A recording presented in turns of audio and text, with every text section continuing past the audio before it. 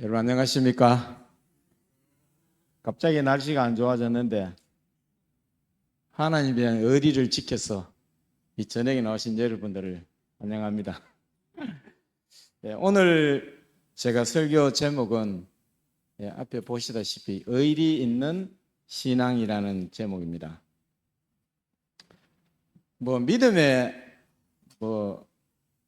믿음은 믿음이지 의리가 뭐냐 이렇게 할 수도 있습니다. 우리나라는 우리가 보통 의리라는 말은 조폭들 쓰는 그런 단어를 연상하기 좀 쉽습니다. 그런데 신앙에도 의리가 있는 신앙이 있다라는 그런 생각에 오늘 말씀을 준비해 봤습니다. 한 목사님이 그 전도회를 갔는데요.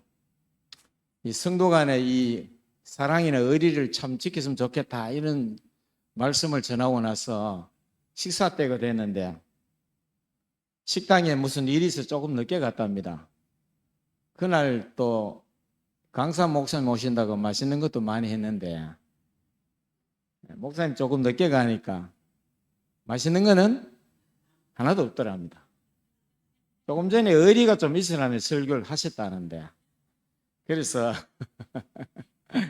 우리가 믿음에도 의리가 있어야 된다 그런 생각을 해봅니다. 여러분 의리하면은 성경에서 누가 머리에 떠오릅니까? 예? 앞에 그림이 힌트를 좀 주었죠. 사무엘상 20장 41절에서 42절 말씀입니다.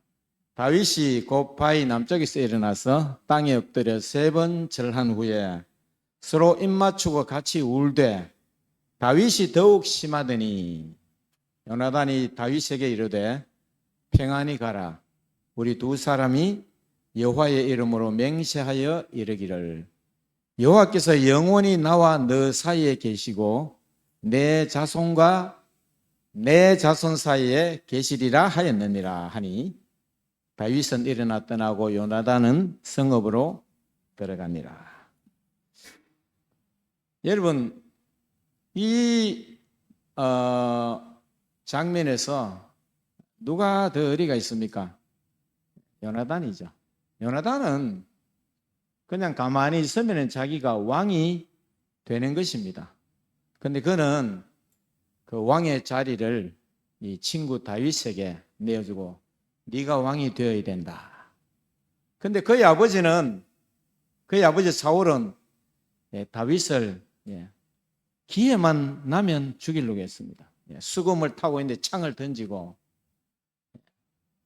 이 사무엘상 20장부터 쭉 뒤로 제가 이번에 말씀 준비하면서 쭉 계속 읽어보니까 한 18장부터 읽어보니까 사울이 다윗이 죽인 자는 만만이요 사울이 죽인 자는 천천히요 이 말을 듣고요 이 다윗을 죽이려고 얼마나 그런지 몰라요. 안 죽인다 그래놓고는 또 맹세해놓고 또 죽이려고.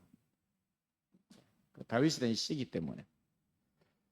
그래서 이 장면은 다윗이 왕과 정찬을 하는 날인데 요나단을 시켜서 들어가서 동태를 살펴보고 왕이 나를 죽일 생각이 없으면 내가 들어갈 것이고 아니면 나에게 알려달라 그래서 들판에 숨어 있다가 화살을 쏘면서 그런 약속을 하고 아버지가 너를 죽이려고 하니 이제 떠나라는 그런 마지막 이별 장면입니다. 그러면서 뭐라고 그럽니까? 여호와께서 영원히 나와 너 사이에 계시고 내 자손과 너 자손 사이에 계시리라. 그리고 그 후에 이제 길보아 전투에서 사울 왕과 이 요나단은 전사합니다.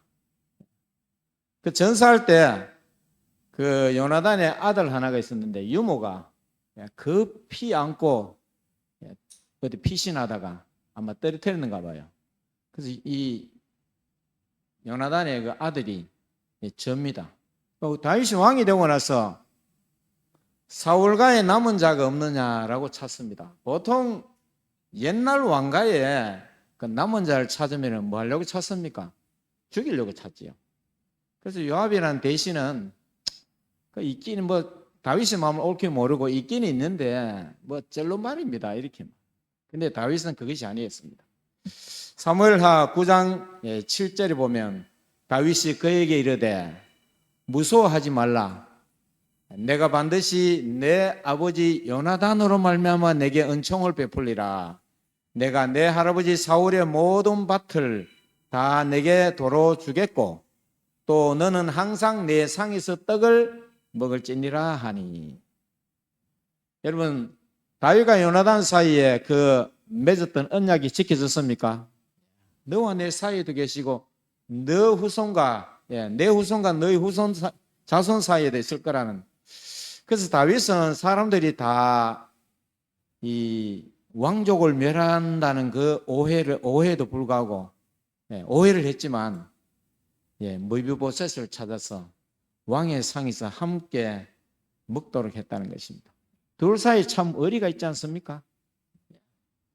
요즘 세태가 참 이 의리를 내팽개치고 이 배신의 배신 그런 것들이 이 세상이고 정치 세계고 그런데 참 이 두 사람의 이 의리가 참 우리에게 귀감이 된다고 그런 생각합니다. 저는 오늘 성경에 의리 있는 사람들을 몇 사람을 찾아봤습니다. 뭐 성경에 의리 있는 사람들이 굉장히 많더라고요. 그 중에 하나가 누구냐면 아브라함입니다. 아브라함이 아들을 모리아 산에 하나님께 바친 것, 그거 참 위대한 믿음이죠. 그러나 저는 창세기 13장 9절 조카 롯과 땅을 차지하는데 삼촌이 땅을 먼저 차지할 수 있지 않습니까?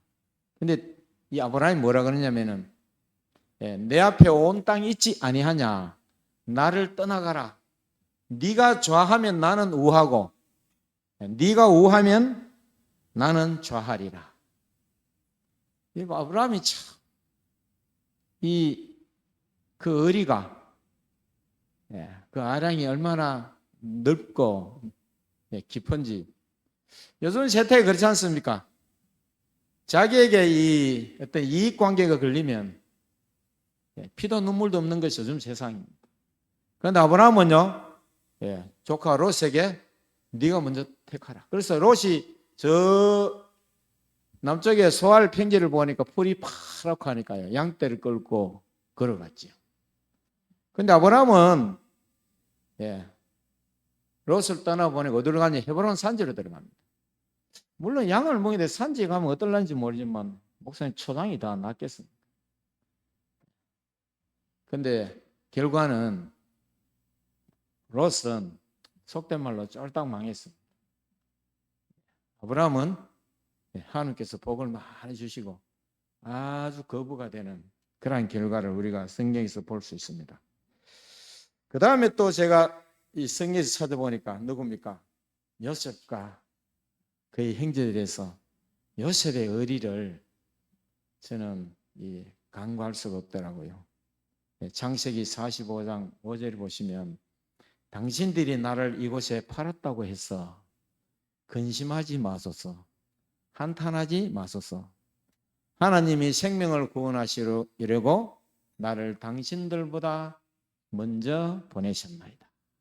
여러분, 요셉이 볼 때 그 형들이 어떻습니까? 원수 같았죠. 뭐 같은 형제니까 뭘 그렇게 했나 하지만 배도 다르잖아요. 요셉은 라헬이 낳은 소생이지 않습니까?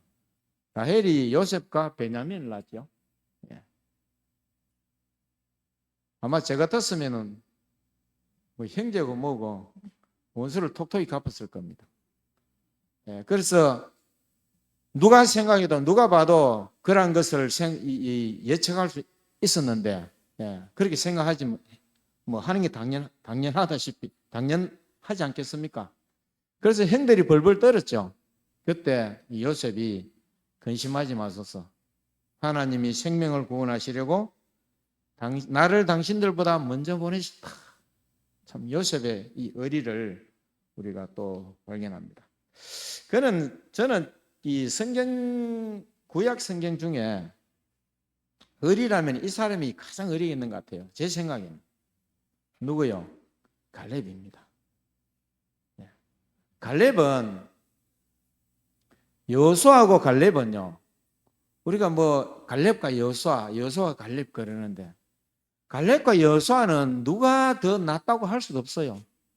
갈렙이 여호수아의 그 지도력에 도전해도 전혀 이상할 것이 없습니다.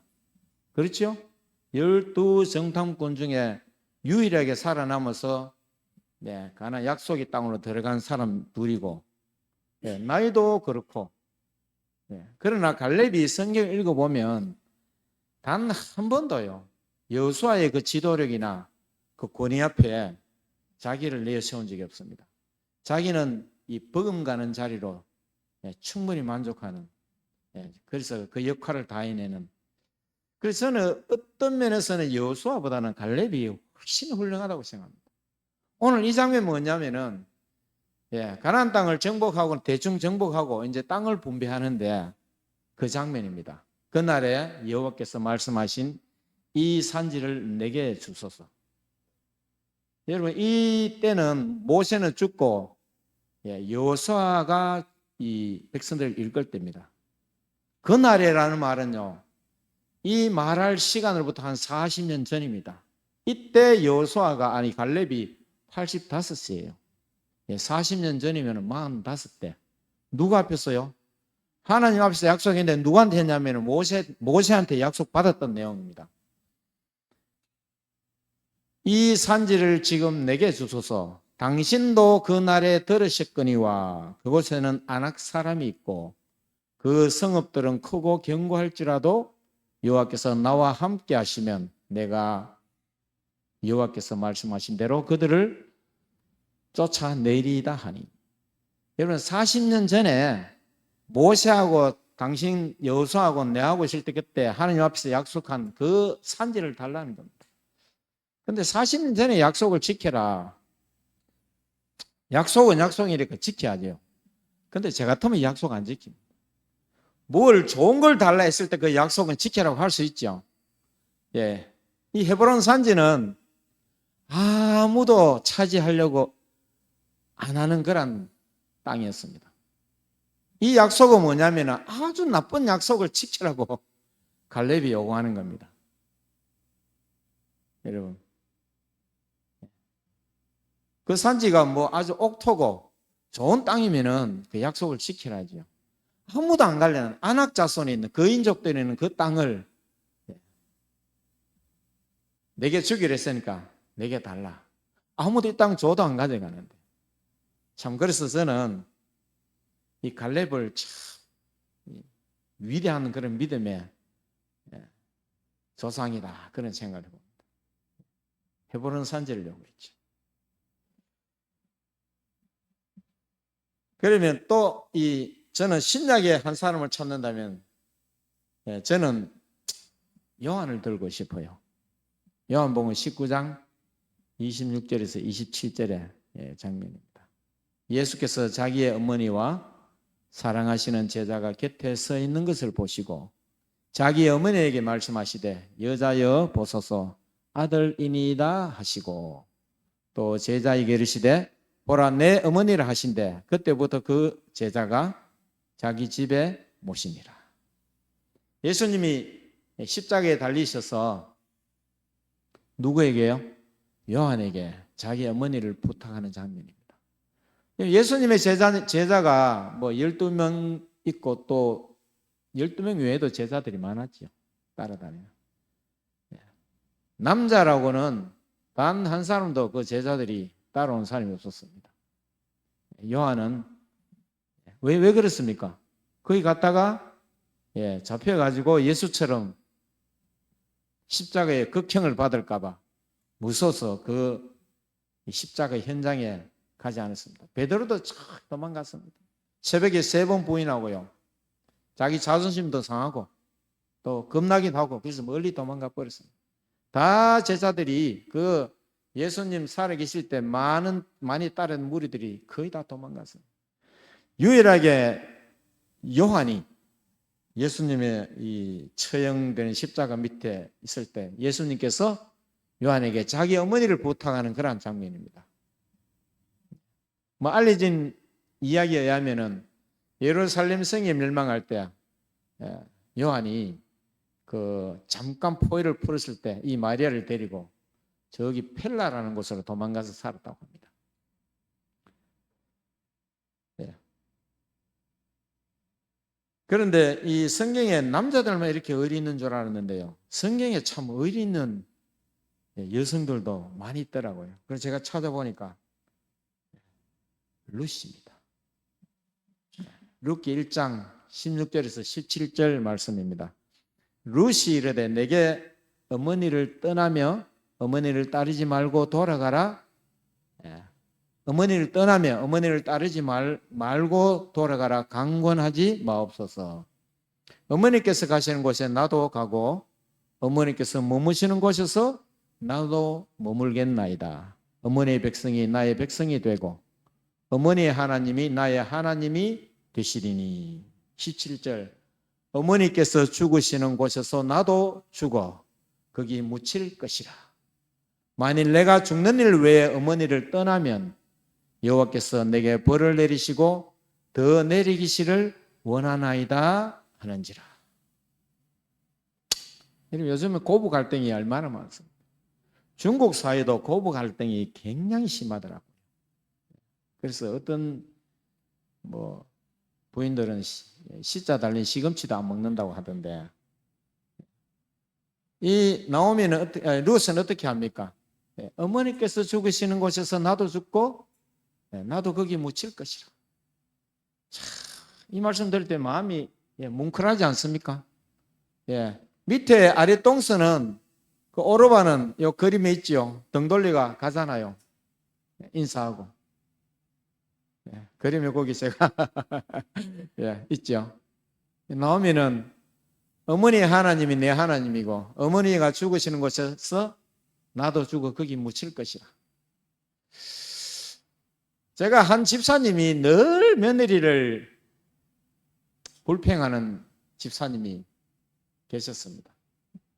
제가 보기에는 그 집사님이 그 며느리가 집사님에게 잘하시는 것 같은데, 잘하는 것 같은데 한 달에 생활비도 꽤 주시고 주고, 근데도 늘 지가 이렇게 편하게 사는 게 누구 덕인 줄 아나. 지 남편 덕이는 내가 그 아들을 어떻게 키웠는데. 근데 그 아들이, 그 며느리가 자기한테 용돈은 한 200만 원 주면은 그 자식한테는 막 엄청나게 쓰니까 좀 섭섭했던가 봐요. 그래서 제가 만나서 이렇게 했습니다. 집사님, 석 달만 제 말씀 들으면은 세상이 바뀔 겁니다. 앞으로 며느리 오거든. 야야, 내가 무슨 복이 이렇게 넘쳐가지고 네 같은 며느리를 만났노? 그렇게 석 달만 하라 했습니다. 유감스럽게도 그 집사님 그렇게 안 하시더라고요. 여러분, 그렇게 했으면 어떻게 됐겠습니까? 그 며느리가 다음 달에 용돈을, 생활비를 배는 올렸을 겁니다. 여러분, 성경에 성기라 합니다. 그 성기라는 말 우리는 자꾸 쉽게 며느리가 시어머니를 섬기고, 며느리가 시아버지를 섬기고, 높은 삶을 섬기는 거로 자꾸 착각할 수 있습니다. 성경은 그렇게 말한 적 없습니다. 여러분, 며느리가 안 섬기면 시어머니가 며느리를 섬기시기 바랍니다. 변화는 거기서부터 시작됩니다. 얘기 좀 샜는데요. 이 룻이 얼마나 의리가 있습니까? 그래서 룻은 예수님의 조상이 되지 않습니까? 이방 여인이었지만 참 이 장면은 감동 드라마입니다. 그죠? 제가 또 여인을 한번 찾아보니까요, 여호수아 2장에 나오는 기생 라합입니다. 그 여인이 그 두 사람을 이미 숨긴지라 이르되 과연 그 사람들이 내게 왔었으나 그들이 어디에서 왔는지 나는 알지 못하였고 그가 이미 그들을 이끌고 지붕에 올라가서 그 지붕에 5절은 띄우고요. 6절입니다. 그가 이미 그들을 이끌고 지붕에 올라가서 그 지붕에 벌려놓은 3대에 숨겼더라. 여러분, 여호수아가 여리고를 정복하기 전에 정탐꾼 둘을 보냅니다. 그런데 정탐꾼들이 스파이로 여리고성에 들어갔으니까 잡히면 죽습니다. 그죠? 그래서 도망가다가 어디 들어갔냐면은 아마 기생 라합의 집에 들어갔던 것 같습니다. 살려달라고 하죠. 여러분 이 숨겨주다가 걸리면 라합은 어떻게 되겠습니까? 라합은 바로 처형입니다. 사형입니다. 여러분 이 여자도 이렇게 의리를 지키고 신의를 지킵니다. 요즘 정치 우리나라 행국을 보면 저는 뭐 정치를 이 편 저 편을 들려고 이런 말을 하는 건 아닙니다. 군인이라는 사람들이 뭐 쪼르르 뭐 불려가지고 뭐 솔직히 말하면 되지 않습니까? 내가 생각해 보니까 내 판단이 잘못되는 것 같다라고 솔직히 고백을 하든가, 아니면은 다시 그런 명령이 내려오면 나는 군인이니까 군인의 명령에 죽고 사니까 내 또 그렇게 할 거다. 뭐 처벌하려면 하라. 이렇게 해야지 그 군인을 믿고 백성들이 두 발을 벗고 두 다리를 뻗고 잘 건데, 군인이 눈물을 찔찔 짜면서요. 그게 무슨 추태입니까? 이 기생 라합도 여자도 이렇게 배포가 있는데, 참 그래서 이 나라가 너무 이 평화적인 그런 시간이 너무 오래됐다. 군인들이 다 월급쟁이가 됐고 이런 생각을 해봅니다. 뭐 어느 편을 들려고 하는 건 아닙니다. 군인은 군인답게 좀 배포가 있고 용기가 있고 호연지기가 있어야 되는데, 기생 라합은 이 정탐꾼들을 숨겨줬습니다. 라합도 결국은 예수님의 조상이 되지 않습니까? 마지막으로 한 여인을 살펴봅니다. 요한복음 19장 20장 한 말씀씩 보겠습니다. 19장 25절에 예수의 십자가 곁에는 그 어머니와 이모와 골로바의 아내 마리아와 막달라 마리아가 섰는지라. 여기 거의 마리아 같아요. 예수님의 어머니도 마리아고 예수님의 이모는 마리아가 아니겠죠. 또 글로바의 아내 마리아, 막달라 마리아. 마리아만 서너 명 있는 것 같습니다. 그러나 이 막달라 마리아는요, 예수님의 어머니나 이모는 혈족이니까 십자가 밑에 갈 명분이 있잖아요. 근데 그 십자가 밑에 아무나 가면 안 됩니다. 그죠? 그때 분위기가. 근데 마리아는 여자의 몸이지만 예수님이 십자가까지 따라갔습니다. 그리고 20장 1절에 보면 안식 후 첫날 일찍이 아직 어두울 때에 막달라 마리아가 무덤에 와서 돌이 무덤에서 옮겨진 것을 보고, 예수님이 부활하고 가장 처음 먼저 만난 사람이 누굽니까? 막달라 마리아입니다. 마리아는 안식 후 첫날 아침 일찍이 그 무덤에 찾아가서 예수님께 그 향품을 바르고 그 예를 올리러 갔는데 예수님의 시신이 없어진 것을 알고 울고 있었습니다. 산지기에게 묻고 이러지 않습니다. 참 여인의 몸이지만 의리를 지키는 그런 장면을, 남자보다 더 의리가 있는 그런 여인들의 모습을 우리가 성경에서 볼 수가 있습니다. 여러분, 믿음을 뭐라고 하냐면요, 제가 사전을 찾아보니까 어떤 사실이나 사람, 가치관, 종교 등에 대해 확고한 진리로 받아들이는 마음이 믿음이다, 이렇게 되어 있다. 그래서 우리는 오직 믿음으로 말미암아 구원을 받습니다. 또 의리가 뭔지 찾아보니까요, 믿음에 따른 행동이나 태도라는 것입니다. 제가 이 사전적 의미를 찾아보고요, 우리에게 믿음은 있으면은 안 되겠구나 이런 생각을 했습니다. 믿음에 따른 뭐가 있어야 돼요? 행동이나 태도가 있어야 된다. 물론 우리는 행위로 말하면 구원을 얻지 못하지만 진정한 믿음을 소유한 사람은 그에 따르는 행동이나 태도가 변화되고 또 마땅히 있어야 될 줄로 믿습니다. 그래서 이 믿음과 의리를 합하면 뭐가 되냐면요, 신의가 된다는 것입니다.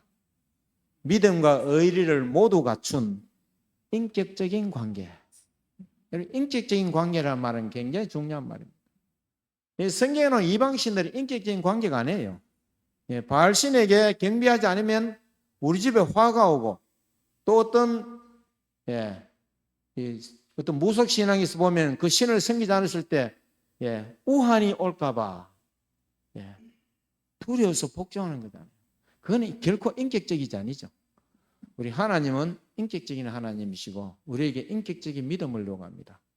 그래서 믿음과 의리를 모두 갖춘 인격적인 관계를 신이라고 한다는 것입니다. 우리는 신이 있는, 또 믿음의 의리가 있는 그런 신앙이 되시기를 간절히 바랍니다. 의리라는 말이 성경에 나올까요? 예? 제가 찾아보니까 개정개혁에는 없고요. 개혁 한글에는 있더라고요. 찾아봤습니다. 잠언 11장 4절의 말씀입니다. 재물은 진노하시는 날에 무익하나 의리는 죽음을 명쾌하느니라. 성경에서도 의리는 고귀한 가치로 그렇게 우리에게 말씀하고 있습니다. 여러분, 의리가 있으시기 바랍니다. 우리가 믿음만 있으면 약간 괴물이 됩니다. 물론 믿음으로 말미암아 구원을 받죠. 그럼 우리가 오직 믿음만 있게 되면은 교회 안에서 말로만 사랑하다가 진짜 사랑할 일이 있으면 그 자에게 사랑을 찾아볼 수가 없게 됩니다. 여러분, 의리 있는 믿음이 여러분 되시길 간절히 바랍니다.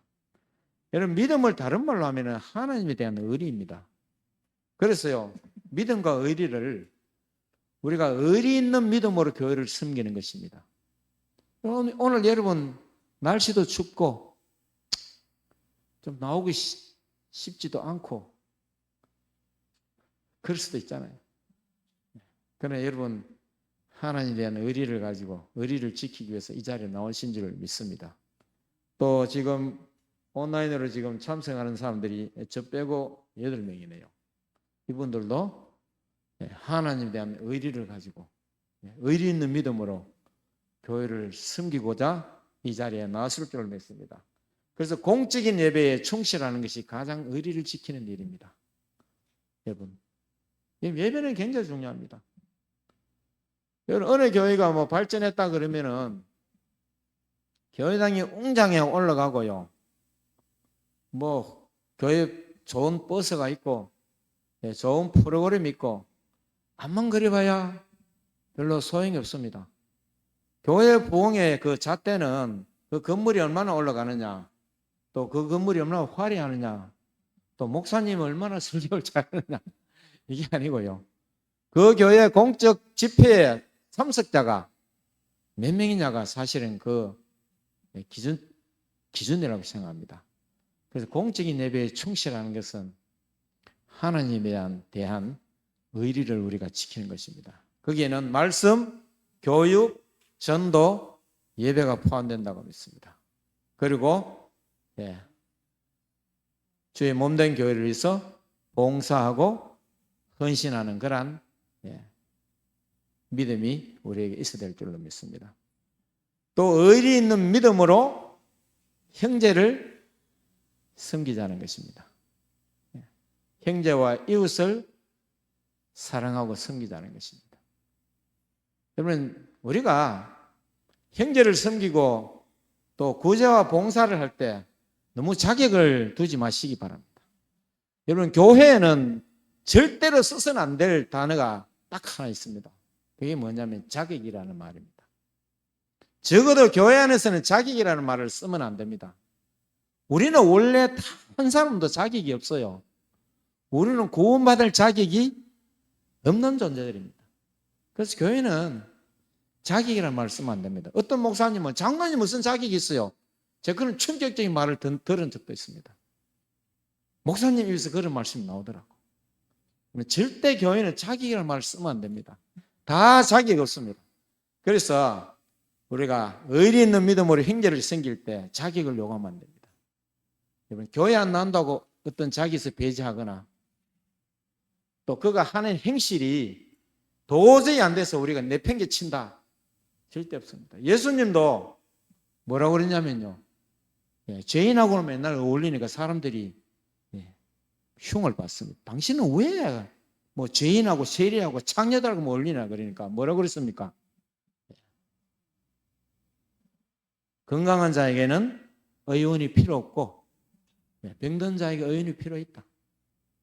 그런 사람들이기 때문에 우리가 더 도와야 됩니다. 우리가 보기에 인간적으로 보기에 자격이 없기 때문에 그 자를 더 사랑하고 구제하고 봉사해야 된다는 것입니다.